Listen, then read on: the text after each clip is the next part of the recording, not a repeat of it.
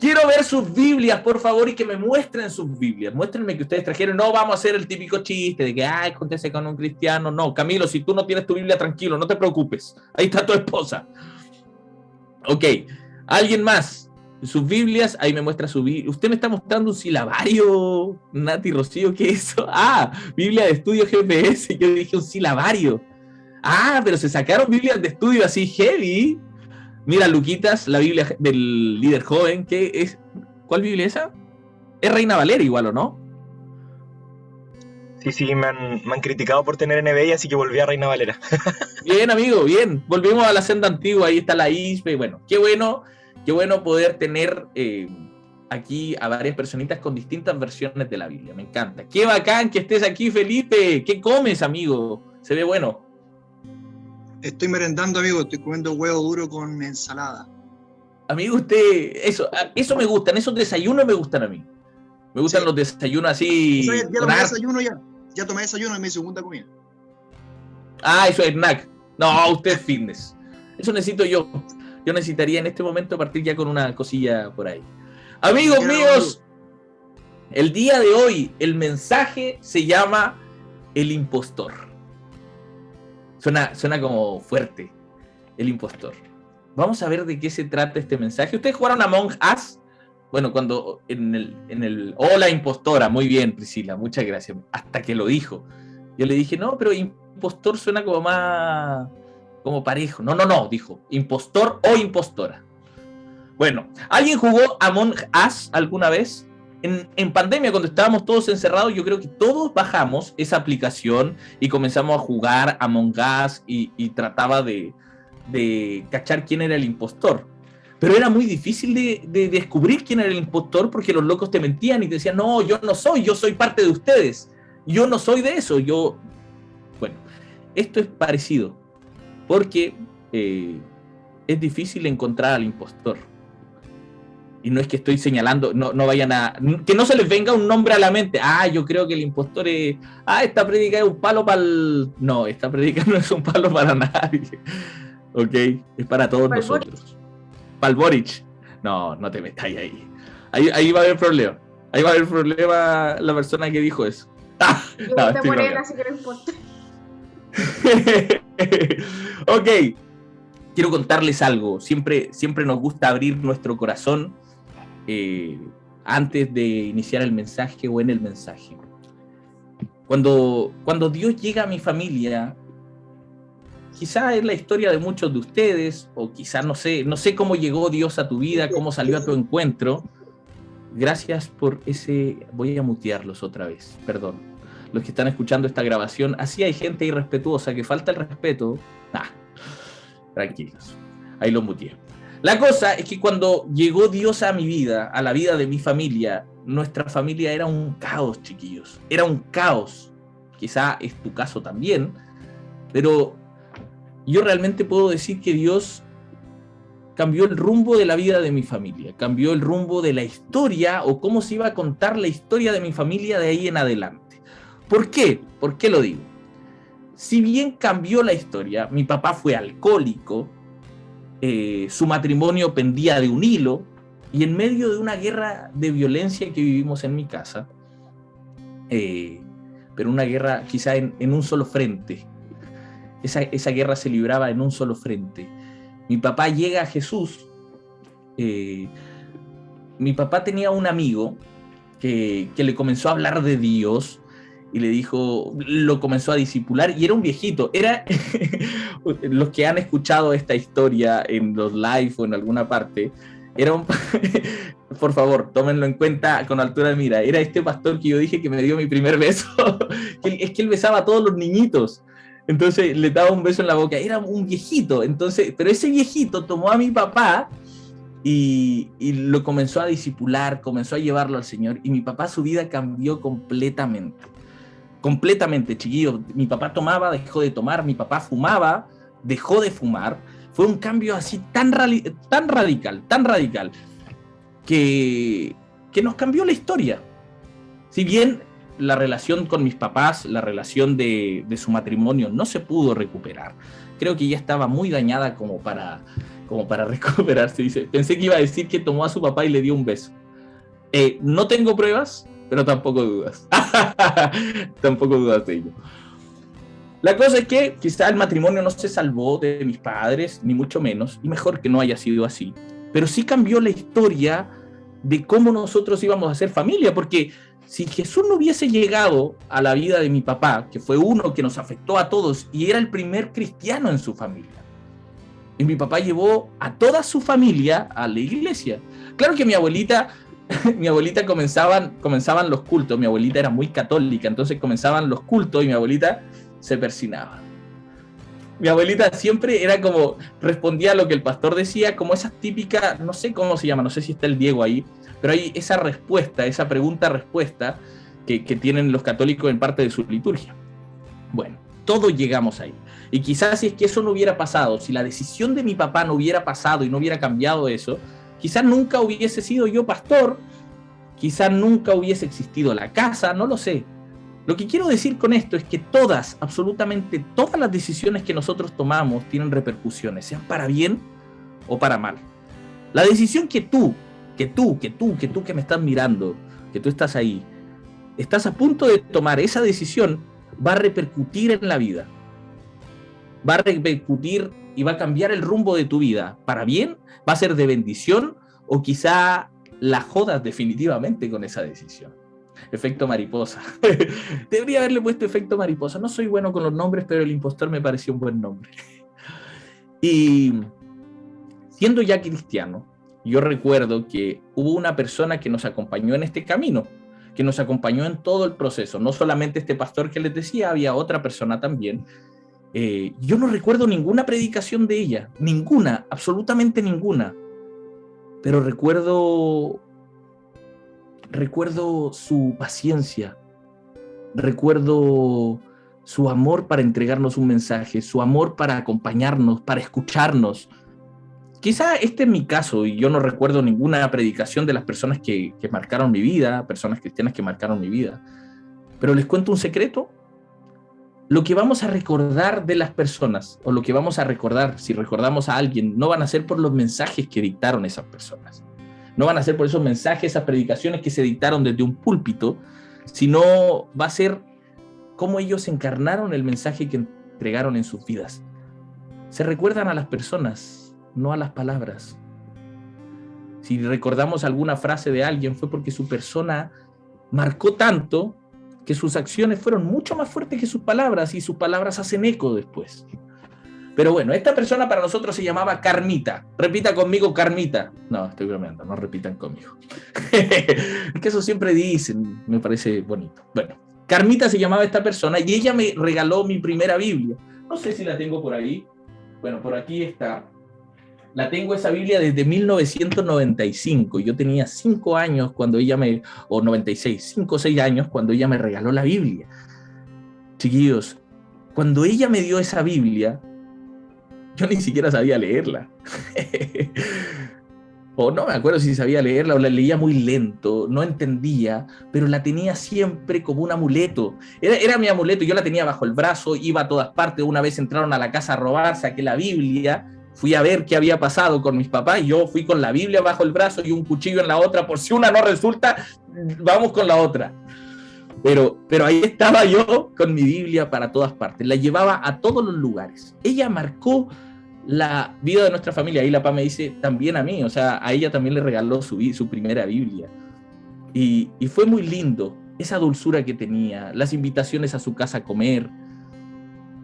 Ella afectó a toda nuestra familia también. Y a pesar de que yo era un niño solamente, yo estaba enamorado de Jesús, porque era esto que muchos llaman el primer amor, pero no, cuando uno es niño, como que uno, no sé, yo lo vivía distinto, todo era hermoso, no sabía cómo explicar lo que creía, pero trataba de hacerlo de alguna forma, aparte que mi papá me presionaba de que tenía que hacerle recibir al Señor, y yo les he contado esa historia en otras ocasiones. Pero llevaba la Biblia a todas partes, menos al colegio. Al colegio no la llevaba. ¿Por qué? Porque yo estaba en un colegio católico. También se los he dicho. Pero aquí viene lo importante. Este colegio católico nos llevaba a las misas del colegio, yo aprendí todas las palabras que había que decir como un católico y yo quería pasar desapercibido. Entonces me aprendí todo, por mi culpa, por mi gran culpa, por eso ruego a Santa María, siempre Virgen, a los ángeles y a los... viste, si yo me las sé, si me las tuve que aprender, porque necesitaba pasar desapercibido. Otra cosa que decía, levanten el corazón, lo tenemos levantado hacia el Señor, es justo y necesario, y de ahí venía el por mi culpa, y todas esas cosas. Me persinaba, aprendía, escúchanos Señor, te rogamos, aprendí a persinarme, no sabía qué significaba, lo hacía, y trataba de hacer un trabajo como encubierto ahí en mi colegio, hablándoles de Jesús, pero decía, ya, ¿y cuál es la diferencia con esto? No sabía la diferencia, tenía 5 años, solo que, ¿sabes qué? No tenemos a los santos. Pero les cuento algo, aparte de que no teníamos a los santos y todas esas cosas, yo trataba de pasar desapercibido. Y nos regalaron una vez una estampita de un santo.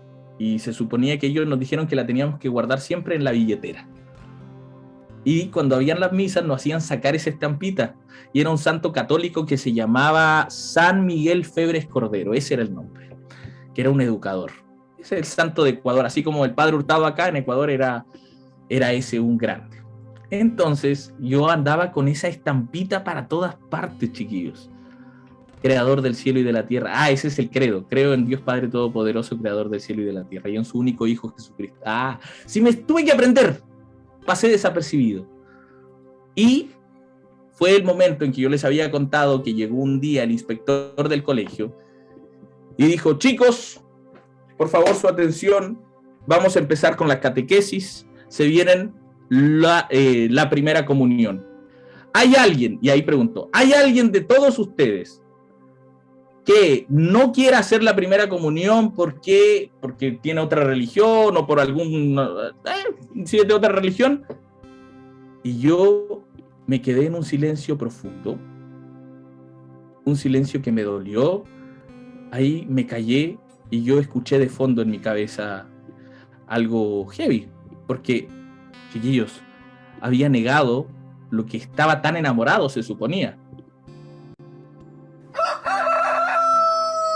Y ahí sonó el gallo. Ahí me sentí el traidor de los traidores y sentía que en el fondo ahí estaba el gallo sonando porque yo había negado todo. No quise hacer nada, hice la primera confusión. Pedro, lo negaste. Pedro Santiago, fui monja. Me iba a ser sacerdote solamente para... No, pero hice mi primera comunión, aprendí a comer la hostia, hice todo. Mi papá me hizo orar más, decía, no, eso es satánico, te voy a hacer orar para que renuncie a todas esas maldiciones que puedes haber generado a la familia. Bueno, mientras mi papá se estaba convirtiendo a todo, yo, el lindo, haciéndome católico. Esa fue la historia de mi vida. Esa fue la historia del día en que me sentí un impostor. Sentí que estaba actuando como católico, que parecía católico, que me aprendí las frases de católico, aprendí a comer la hostia como católico, hice la primera comunión como católico, pero no era católico, po. Quería sentirme parte de algo, quería sentirme que no era diferente al resto. Por favor, no me juzguen. ¿Saben por qué no me tienen que juzgar?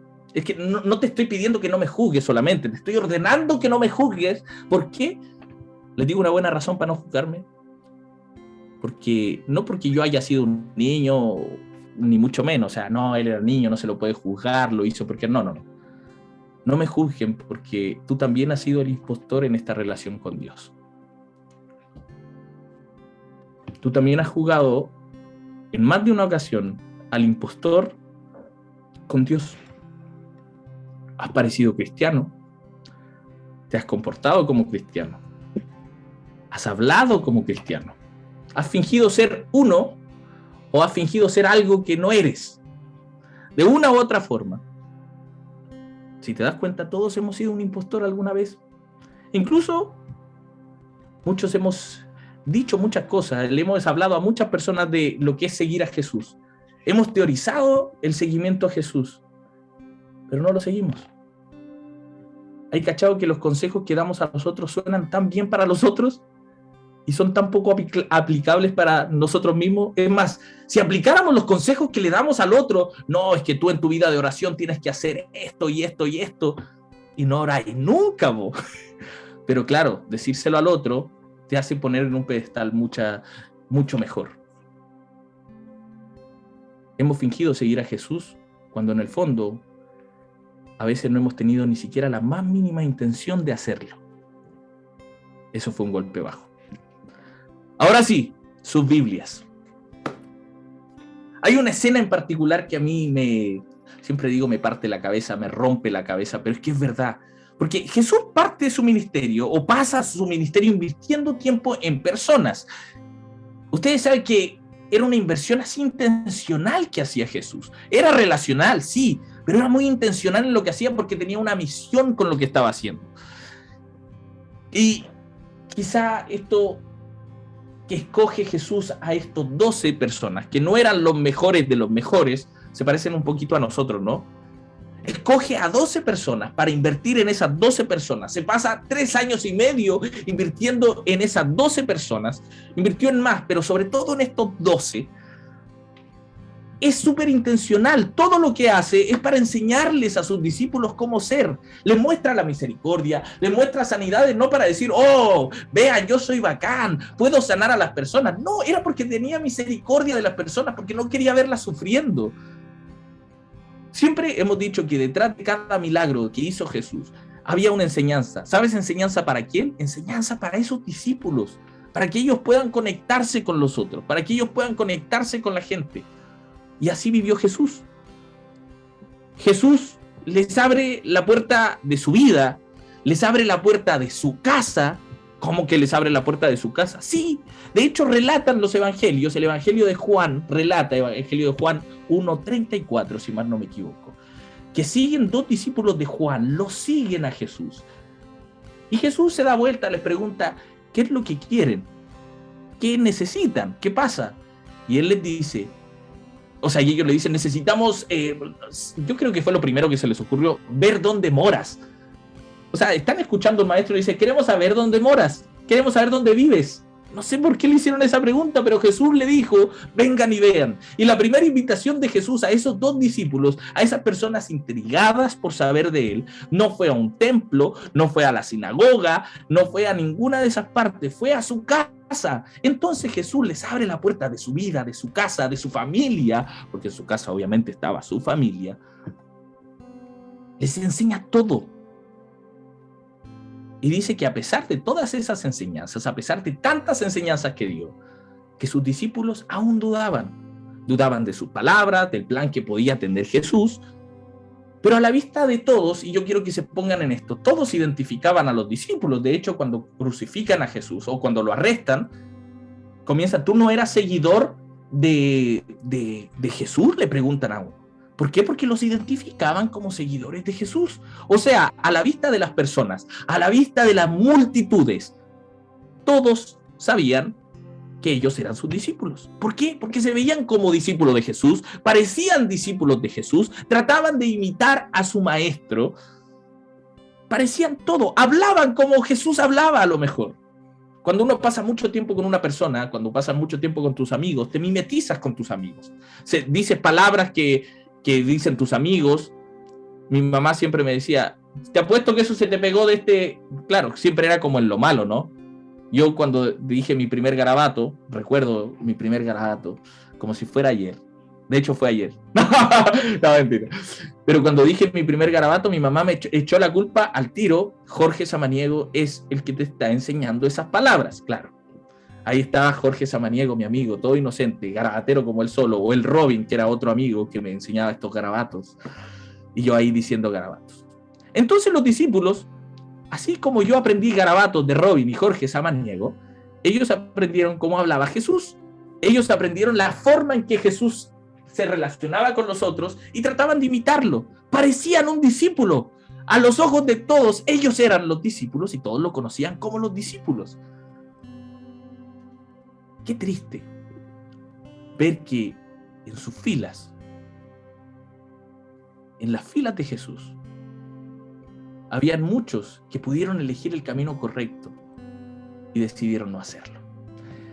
Por favor, vamos a ir juntos a Mateo 26, 20. Por favor, si alguien tiene Mateo 26, 20, vamos rapidito, quiero que vayamos con esta lectura. ¿Quién quiere leer? ¿Quién quiere leer Mateo 26, 20? Vamos, Rafita, si la tenéis por ahí.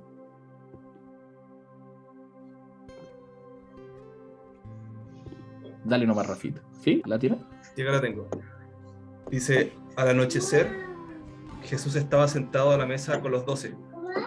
Mientras comían, les dijo, les aseguro que uno de ustedes me va a traicionar. Dale nomás. ¿Y entristecidos? Ellos se entristecieron mucho y uno por uno comenzaron a preguntarle, ¿acaso seré yo, Señor? El que mete la mano conmigo en el plato es el que me va a traicionar, respondió Jesús. A la verdad el Hijo del Hombre se irá, tal como está escrito de él, pero ay de aquel que lo traiciona.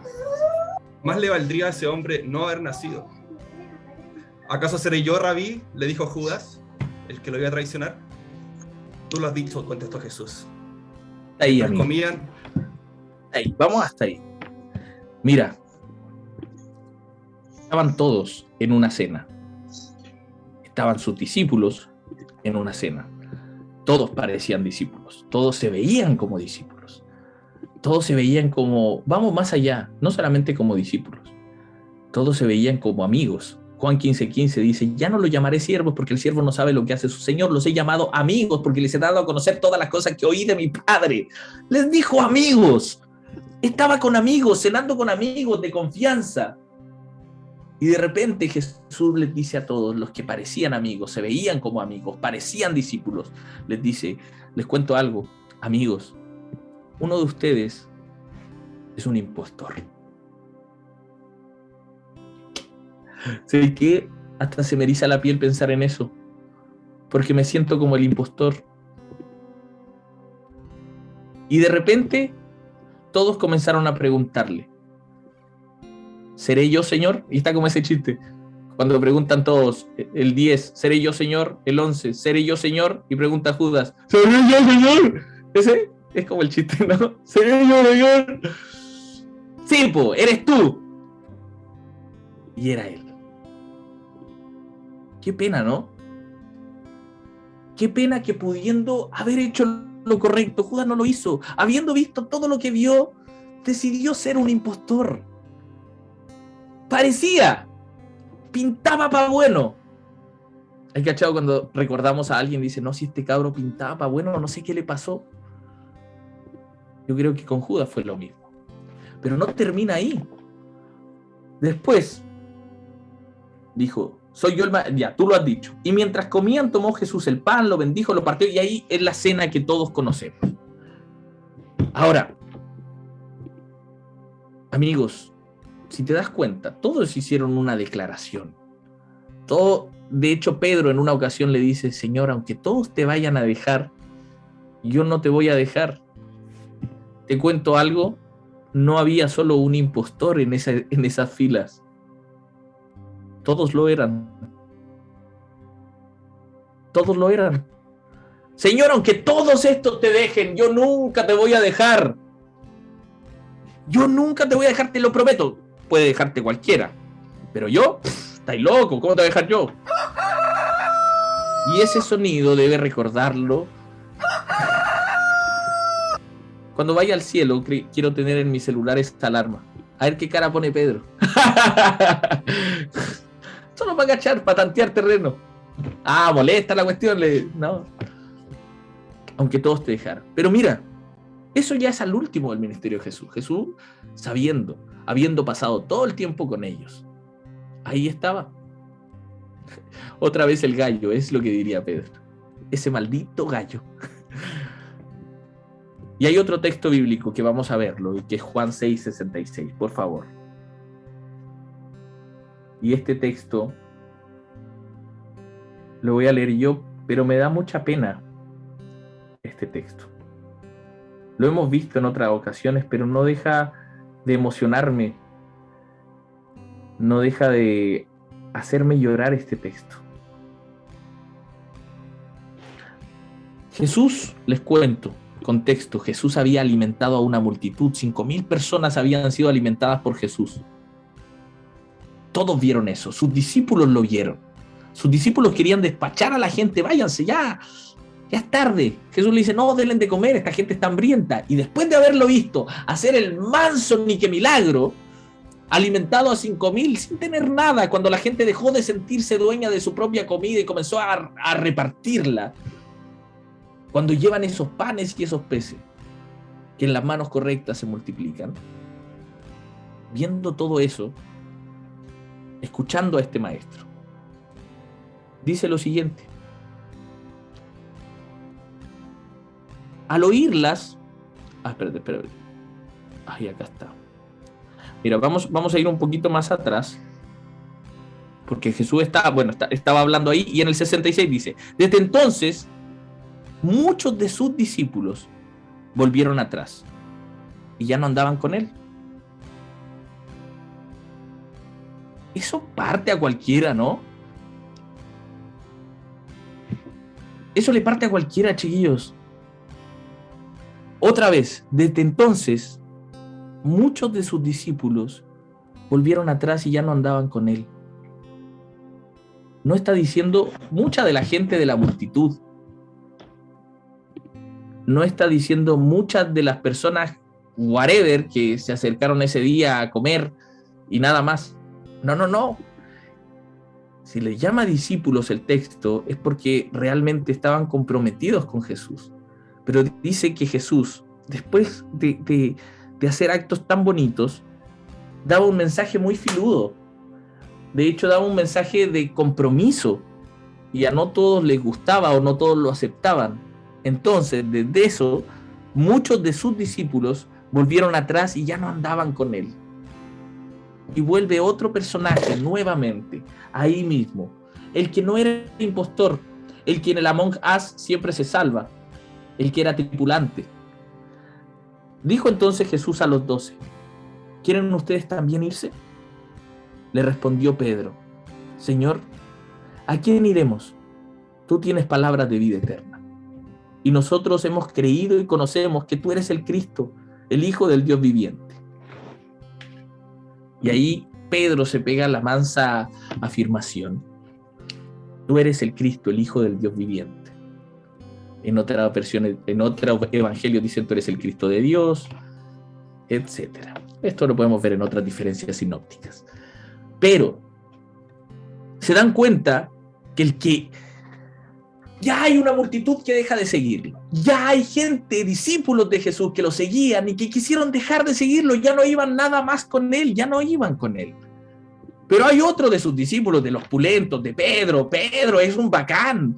Levanta la voz y dice, ¿a quién más vamos a ir? ¿Y por qué te fuiste?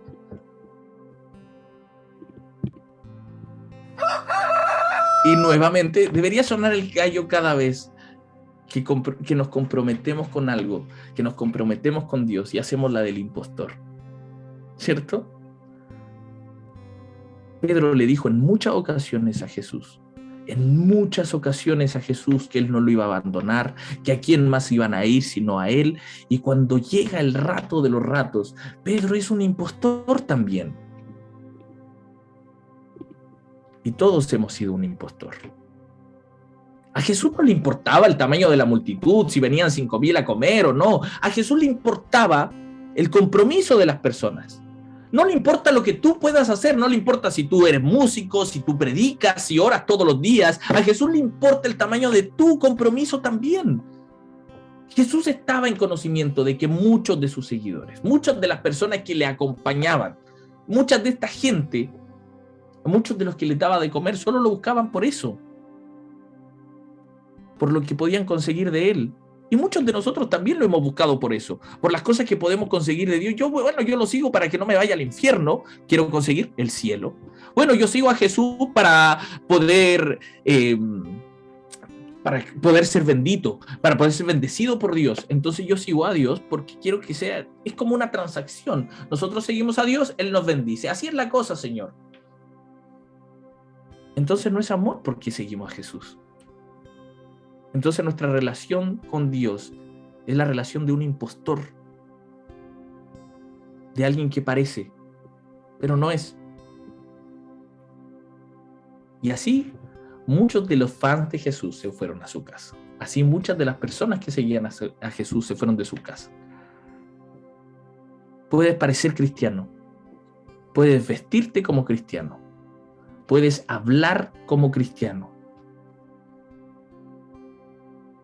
puedes aprenderte estas palabras que utilizamos los canutos, puedes aprenderlas, puedes estar y parecer un seguidor de Jesús y estar tan lejos de Él, estar tan lejos de su proyecto de vida, de su proyecto comunitario que estaba pensando. Y Jesús no sale a buscar a esa multitud. Él no suaviza su mensaje, no lo hace más atractivo, no manda a sus discípulos, oiga, vayan a perseguir a los otros discípulos que se fueron. Vayan a mandarles con un folleto creativo, mándenles con, no sé, cualquier cosa. No lo hace. Vayan a buscarlos con un postre, ofrézcanles que van a dar tallarín en la iglesia hoy. A Jesús parece que ni siquiera le afecta que su popularidad, sus seguidores, sus followers, sus likes hayan bajado. Se están yendo a pique. Él sabe que este camino no era para cualquiera. Lo que más triste de ese texto es que yo me lo imagino en ese momento con muchos asientos vacíos. Me lo imagino en ese momento cuando las personas se cansan de algo y dicen, ya, filo. Como si alguien ha ido a una entrevista a Herbalife y tú no sabías que era Herbalife, y primero te dijeron no, que ibas a ganar mucho dinero, que todo eso, y te dicen, bueno, y esto es para Herbalife, uno hace esto. Y se va. Bueno, ahí me iba. Y se va. Y quieres ser tu propio jefe, claro. Entonces, me imagino la tristeza de ver esos asientos vacíos. Y no sé, y me pregunto por qué habían discípulos esporádicos, así como la mujer samaritana, la mujer sirofenicia. ¿Se acuerdan? Los amigos que rompieron el techo, que fueron capaces de romper el techo para que su amigo sea sano. Ellos mostraron las marcas de un verdadero discípulo, que fueron mucho más significativas en algunas ocasiones que sus mismos discípulos. Porque ellos eran los impostores. Ahora, para que tú no digas, ay, soy un maldito impostor, ¿qué voy a hacer? Tranquilos. Todos lo somos. En algún momento todos somos. Pero te cuento un secreto, Jesús no te quiere como impostor. Jesús ya sabe que fuiste y que a veces eres un impostor. Y está esperando que tomes decisiones adecuadas para dejar de serlo. Está esperando que puedas perdonar más, que puedas amar más, porque no le interesa cómo te ves, no le interesa cómo le hablas o cómo le predicas a alguien o cómo oras por alguien. No, a Jesús le interesa que muestres las marcas de un verdadero discípulo, de un verdadero seguidor y no de un impostor. ¿Cuáles son esas marcas? Perdonar más, amar más, servir más. No hablar mal de otras personas, no excluir a otras personas. Un verdadero discípulo no excluye, integra. Tiene que ver con... Seguir a Jesús tiene que ver con la opción de la vida por el otro. Tiene que ver con vivir tu vida para el otro. ¿Y saben qué? He pensado en algo y a veces esto me quita el sueño. Y he pensado mucho en Judas. Porque todos señalaron a Judas como el traidor. Pero cuando lo arrestan, todos se van. Todos son impostores. Todos son traidores. Porque dijeron que iban a estar con él hasta el final. Señor, yo no te voy a dejar. Si todos estos te dejan, yo nunca te dejaré. ¿Y cuántas veces nosotros lo hemos dicho? Y no podemos. Tenemos un tejado de vidrio, amigos. Pero he pensado mucho en Judas. Siempre me he preguntado si el destino de Judas pudo haber sido diferente. Quizás pudo ser diferente. Quizás si los discípulos, sus amigos también, sus compañeros, hubieran corrido con sus brazos llenos de amor y de perdón a él. Tal vez Judas eligió la muerte demasiado pronto. Es que claro, era más fácil, y nos es más fácil a nosotros, identificar a Judas como el problema. Judas es el traidor. Judas es el verdadero impostor, no nosotros. Nosotros no lo somos. Tal vez, y digo solo tal vez, la comunidad de Judas le falló. Amigos, aquí no se trata de señalar quién es el impostor, sino de asumirnos impostores y de saber que en algún momento lo hemos sido y tener la misma misericordia que nos gustaría que tengan con nosotros. Tener el mismo amor con otros cuando se equivocan y no señalarlos como los impostores. Ojo, Jesús no quiere que vivas tu vida siendo un impostor. No quiere que vivas tu vida siendo un impostor. Quiere que tú le sigas de verdad, que tomes decisiones todos los días, pero que le sigas en serio. Ya no juguemos a esto, esto no es un juego. No se trata de parecernos. No se trata de parecer cristiano, no se trata de parecer seguidor de Jesús. Se trata de mostrar las verdaderas marcas de un seguidor, así como estos discípulos esporádicos, así como esa mujer samaritana. Dios ya sabe que ha sido impostora o impostor. La idea es avanzar. La idea es decirle, Señor, quiero comprometerme contigo. Quiero comprometerme con el proyecto de vida que tú ofreces. Eso es lo que quiero.